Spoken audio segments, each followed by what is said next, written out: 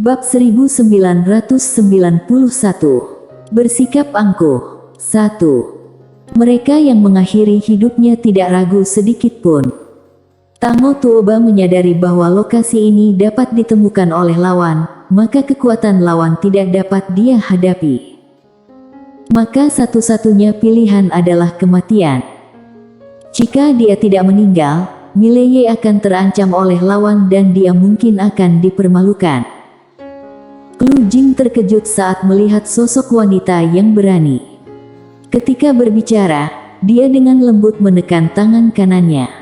Ledakan. Tango Tuoba kembali ke keadaan semula. Wajah Tango Tuoba menjadi muram. Lu Jing tertawa, biarkan bawahanmu turun. Tango Tuoba menoleh ke arah Lu Jing, mengangkat tangannya dengan lembut, dan para prajurit di sekitarnya mundur. Lu Jing tersenyum dan berkata, pasukanmu ada di sini. Segera setelah suaranya mereda, Mileye muncul di samping Tango Tuoba. Mileye langsung bertindak, tanpa basa-basi, dia mengeluarkan pedangnya dan memotong. Di kejauhan, Lu Jing tiba-tiba menghunus pedangnya. Sebuah sinar cahaya terang meledak tiba-tiba. Wajah Tango Tuoba yang berdiri di sampingnya berubah drastis dalam sekejap, kekuatan yang tersisa cukup untuk menghancurkan seluruh wilayah. Pada saat yang sama, Mileye tiba-tiba mengeluarkan domain pedang. Bam! Wibawa yang tersisa langsung dihancurkannya. Mileye menatap Lu di kejauhan, dan jiwa pembunuhan di matanya terlihat jelas. Lu Jing tertawa dan mengatakan, kamu tampaknya lebih tangguh sekarang. Mileye bertanya, apakah kita perlu beralih ke lokasi yang berbeda? Lu Jing dengan cepat menggelengkan kepalanya, tidak perlu. Mileye mengkerutkan kening sedikit, dan ibu jari kirinya menempel pada gagang pedang. Lu Jing mengangkat bibirnya sedikit, jika kamu menyerang, tempat kecil ini akan lenyap. Mileye terdiam. Jika mereka berdua bertarung di sini, seluruh Qingzhou akan musnah. Lu Jing hendak berbicara, namun Mileye tiba-tiba tersenyum dan berkata, Nona Lu adalah tamu, bisakah kita masuk dan berbicara? Lu Jing melirik Mileye dan berkata sambil tersenyum, baiklah.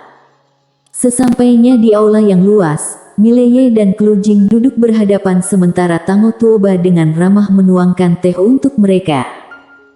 Mileye tersenyum dan bertanya, ada apa Nona Lu? Apa tujuan kedatanganmu? Lu Jing tersenyum dan menjawab, aku hanya ingin berkenalan denganmu. Mileye mengambil cangkir teh dan menyeruputnya sebelum berkata, Nona ingin mencari tahu tentang ayahku dan Lydia. Lu Jing mengangguk, ya. Apakah kamu ingin membicarakannya, Tuan Muda Ye? Mileye menatap langsung ke arah Lu Jing, kekuatan ayahku dan Lydia tidak terkalahkan. Jari tangan kanan Lu Jing sedikit gemetar, dan dia memandang Mileye, seperti apa? Tidak terkalahkan dalam dunia kecil atau dunia besar. Mileye tiba-tiba berkata, selalu tak terkalahkan. Selalu tak terkalahkan. Sudut mulut Lu Jing sedikit terangkat, benarkah? Mileye mengangguk, aku tidak pernah berbohong. Lu Jing menggelengkan kepalanya sambil tersenyum, tapi sejauh yang aku tahu, hobimu adalah menipu orang. Saat dia berbicara, dia menatap Mileye, aku percaya padamu. Mileye menatap Lu Jing, apakah kamu benar-benar percaya padaku? Lu Jing mengangguk, ya, aku percaya. Setelah Mileye berpikir sejenak, dia berkata, kamu ingin memanfaatkanku untuk melawan klan iblis kuno dan kemudian aula suci akan mendapatkan keuntungan yang besar. Lu Jing mengangguk, betul. Mileye bertanya lagi, apakah klan iblis kuno begitu mudah ditipu? Lu Jing tertawa, mereka tidak bodoh, tetapi mereka harus membunuhmu, sama seperti aku harus membunuhmu. Setelah hening sejenak, Mileye berkata, karena Lydia. Klu Jing mengangguk, selain dia, ada alasan lain, dan itu adalah benda ilahi yang ada di tubuhmu. Dengan menara kecil itu, kamu sangat mendominasi. Mileye hendak berbicara, namun menara kecil tiba-tiba dengan bersemangat berkata, "Wah, majikan muda, apakah aku begitu populer sekarang?" Mileye. Menara kecil melanjutkan, "Majikan muda, menurutku statusku harus ditingkatkan. Bagaimana menurutmu?" Mileye menjawab dengan lembut, "Mengapa kita tidak bekerja sama untuk mengalahkan ayahku? Dengan begitu kamu bisa menjadi bosnya." Menara kecil berpikir sejenak, lalu berkata, "Masih ada sedikit perbedaan kekuatan antara kita berdua." Mileye menggelengkan kepalanya. Sial, menara kecil ini terlalu sombong. Pada saat ini, Klu Jing tertawa dan bertanya, "Tuan Muda Ye, dikabarkan bahwa kamu memiliki pedang yang amat tangguh, bolehkah aku melihatnya?" Mileye tersenyum dan bertanya, "Ada manfaatnya untuk diriku." Klu Jing berkedip, "Apa yang kamu inginkan sebagai imbalannya?" Mileye balik bertanya, "Apa keuntungan yang bisa kamu berikan kepadaku?" Klu Jing merenung sejenak, lalu berkata, "Aku dapat memberikan beberapa informasi tentang klan iblis kuno." Mileye menggelengkan kepala dan tersenyum, "Namun itu adalah sekutumu." Klu Jing tertawa dan berkata, "Selain diri sendiri, kamu bisa menjual apapun." Mileye mengacungkan jempol, "Luar biasa." Klu Jing menyesap tehnya, lalu berkata, "Bolehkah aku melihatnya? Karena aku seorang kultivator pedang, aku sangat tertarik dengan pedang." Mileye merentangkan telapak tangannya, dan pedang biru gaib muncul di tangannya, dan dia menyerahkan pedang biru gaib kepada Klu Jing. Saat Klu Jing menerima pedang biru gaib, wajahnya langsung berseri-seri. Pedang yang mengerikan. Itulah yang terlintas dalam benaknya. Sesaat kemudian, Klu Jing mengembalikan pedang tersebut kepada Mileye. Saat Mileye mengambil pedangnya, dia tersenyum dan berkata, "Kupikir kamu akan mengambilnya." Klu Jing menggeleng-gelengkan kepalanya, "Kamu memberikannya padaku membuktikan bahwa kamu tidak takut aku mengambilnya. Tidak perlu melakukan tindakan bodoh." Mileye tersenyum dan tidak berkata apa-apa. Setelah beberapa saat keheningan, Klu Jing bertanya, "Apakah kamu tahu apa yang paling menakutkan tentang pedang ini?" Mileye menggelengkan kepalanya, "Aku tidak tahu." Klu Jing mengungkapkan, "Di dalamnya terdapat tao ruang waktu yang terkandung di dalamnya. Meskipun tao ruang waktu tidak melampaui alam semesta ini, namun saya menyadari bahwa untuk mencapai kemenangan, kita harus melampaui batas-batas alam semesta. Hanya dengan cara ini, musuh dapat memadatkan jalur dimensi dari alam semesta yang ada ke dalam pedang ini. Selain itu, ada beberapa misteri di pedang ini yang tidak bisa aku pahami." Bersambung.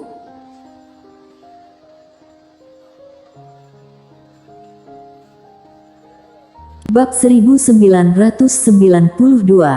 Bersikap angkuh. 2. Berbicara mengenai hal ini dia menatap Mileye, "Apakah pedang ini dijual?" Mileye menjawab dengan bibir sedikit berkedut, "Menurutmu?"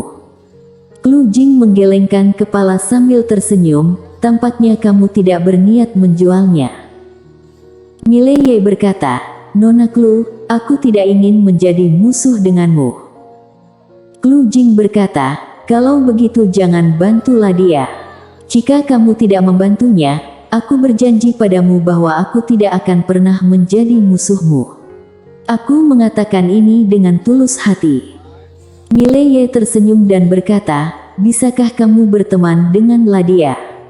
Klu Jing berkata, "Tentu saja." Dia tiba-tiba berhenti dan melanjutkan, "Kecuali salah satu dari kami menghilang." Mileye menggelengkan kepalanya dan menghela nafas, "Masalah apa yang membuatmu menjadikannya musuh?" Klu Jing tertawa, "Apakah kamu bersedia melepaskan Ladia?" Mileye menggelengkan kepala, tidak. Bahkan jika aku melepaskan Ladia, kamu tetap tidak akan membiarkanku pergi. Karena kamu tertarik pada menara kecil ini, bukan? Klu Jing memikirkan sesaat, lalu menjawab, itu sebabnya. Mileye berkata sambil tersenyum, Nona Klu, ceritakan tentang klan iblis kuno. Klu Jing mengeluarkan sebuah gulungan dan memberikannya kepada Mileye. Ini adalah informasi dari klan iblis kuno. Semua yang ada di dalamnya tertulis, termasuk siapa Master Super di dalamnya, dan ancaman yang mengintaimu juga tercantum di dalamnya. Mileye meliriknya, dan seketika dia mengerutkan kening. Apakah ada banyak ancaman yang mengintaiku? Klu Jing bertanya sambil tersenyum, apakah menurutmu kamu memiliki kekuatan yang cukup? Mileye. Klu Jing mengambil cangkir teh dan meminumnya, lalu berkata, jangan meremehkan klan iblis kuno. Meskipun orang-orang di belakangmu mungkin mengabaikannya, kamu tidak boleh melakukannya. Saat berbicara, dia bangkit dari kursinya dan meninggalkan ruangan. Namun, sebelum keluar, dia tiba-tiba menoleh ke arah Mileye dan berkata, kamu memiliki seorang wanita yang hebat, jangan sia-siakan dia. Setelah itu, dia pergi tanpa meninggalkan jejak. Di ruang tunggu, Tango Tuoba meraih tangan Mileye dan berkata dengan lembut, aku telah menyulitkanmu. Mileye menggelengkan kepalanya dan tersenyum, jangan berbicara seperti itu. Sambil memegang tangan Tango Tuoba erat-erat, Mileye berkata dengan lembut, jangan lakukan hal yang tidak perlu seperti itu di masa depan. Mengerti? Tango Tuoba tidak menjawab. Mileye menutup matanya perlahan, merasa sedikit cemas. Jika Klu Jing berhasil menculik Tango Tuoba, Tango Tuoba tiba-tiba mengatakan, biarkan aku memasuki menara kecil. Mileye tersenyum dan menjawab, tidak perlu. Tango Tuoba bingung, mengapa? Mileye dengan lembut menjelaskan, meskipun kamu masuk, mereka akan mengancamku dengan Qingzu. Aku tidak bisa membahayakan seluruh Qingzu dengan membiarkanmu masuk, bukan? Tango Tuoba mengerutkan kening. Mileye menambahkan, aku harus mengambil tindakan pencegahan. Tango Tuoba menatap Mileye, dan Mileye tersenyum sambil berkata, dulu aku hanya menunggu untuk dipukuli secara pasif. Tapi sekarang aku akan mengambil tindakan dan mempertahankan diri. Sambil menatap Tango Tuoba, Mileye menambahkan, aku akan menyerang dan menghilangkan semua ancamannya sendiri. Tango Tuoba memberikan dukungan dengan lembut, aku akan selalu mendukungmu. Mileye memeluk Tango Tuoba sejenak sebelum berbalik dan menghilang. Tango Tuoba menatap ke langit dengan kekhawatiran di matanya. Setelah meninggalkan Qingzu, Mileye kembali ke aliansi pedang. Saat ini, Dilan Jian dan yang lainnya telah mencapai tingkat ruang waktu. Mileye memanggil semua kultivator pedang dan si maniak pedang, lalu mengirim mereka ke menara kecil, dan membiarkan Ladia membimbing mereka. Meskipun kekuatan ilahi tidak cukup untuk membuat Dilan Jian dan yang lainnya mencapai keadaan tubuh dewa, dia ingin melatih Dilan Jian dan yang lainnya ke tingkat dewa alam kuno, biarkan mereka mempunyai dasar yang kuat, dan melatih tubuh dewa di masa depan. Dengan bakat Dilan Jian dan lainnya, selama jumlah daya pelatihan mencukupi, tidak sulit bagi mereka untuk mencapai dewa alam kuno. Harus diketahui bahwa Dilan Jian dan rekan-rekannya semuanya memiliki bekas jejak pedang Tao yang ditinggalkan oleh ayah mereka di tubuh mereka. Semakin tinggi tingkat alam mereka, semakin banyak layar pedang Tao yang terukir, dan semakin banyak manfaat yang mereka peroleh. Barang-barang yang ditinggalkan oleh ayah mereka tidak akan pernah menjadi hal yang biasa. Dengan sumber daya pelatihan yang cukup, Dilan Jian dan yang lainnya akan menjadi supermaster yang terampil di masa depan. Setelah mengatur semuanya, Mileye meninggalkan menara kecil dan tiba di sebuah gedung. Dia kemudian sampai di loteng kecil, ketua gedung menyambutnya. Mileye menatap ketua gedung loteng kecil dan bertanya, berapa orang yang berada di bawah kekuasaanmu? Ketua gedung loteng kecil menjawab dengan suara serius, ada ratusan ribu.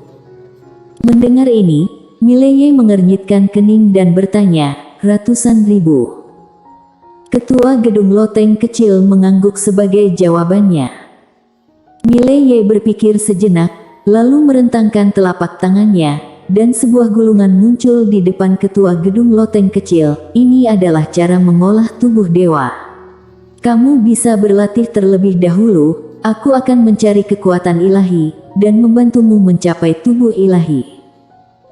Ketua gedung loteng kecil tertegun, lalu segera membungkuk dalam-dalam, dan berkata dengan suara bergetar, terima kasih, Tuan Muda Ye. Mileye berkata, perintahkan kepada semua bawahanmu untuk sementara menghentikan pekerjaan mereka, dan kemudian hanya melayani diriku, apakah itu boleh? Ketua gedung loteng kecil dengan cepat menjawab, tentu saja. Mileye berkata dengan lembut, ada dua hal yang harus dilakukan. Pertama, kamu harus mengirim seseorang untuk diam-diam mengikuti kerabat dan temanku, namun jangan mengganggu mereka. Jika ada yang mencurigakan, beritahu aku segera. Ketua gedung loteng kecil mengangguk, baiklah. Mileye berkata lagi, akan ada beberapa orang yang memasuki alam semesta ini, dan aku harus mengetahuinya segera setelah kedatangan mereka. Ketua gedung loteng kecil berkata, apakah itu aula suci dan klan iblis kuno? Mileye melirik ketua gedung loteng kecil, kamu memiliki pengetahuan yang luas. Ketua gedung loteng kecil tersenyum sinis, itu merupakan kewajibanku. Tuan Ye, aku mengetahui semuanya selain orang di belakangmu yaitu wanita bergaun polos dan pria berbaju biru. Mileye mengangguk, setelah mereka tiba, segera beritahu aku. Juga, awasi dengan hati-hati aula suci. Jika ada pergerakan, beritahu aku sesegera mungkin. Ketua gedung loteng kecil cepat menjawab, baiklah. Mileye berbalik dan pergi. Saat ini, keruntuhan pedang di tangannya telah berubah menjadi pedang biru gaib. Bersambung.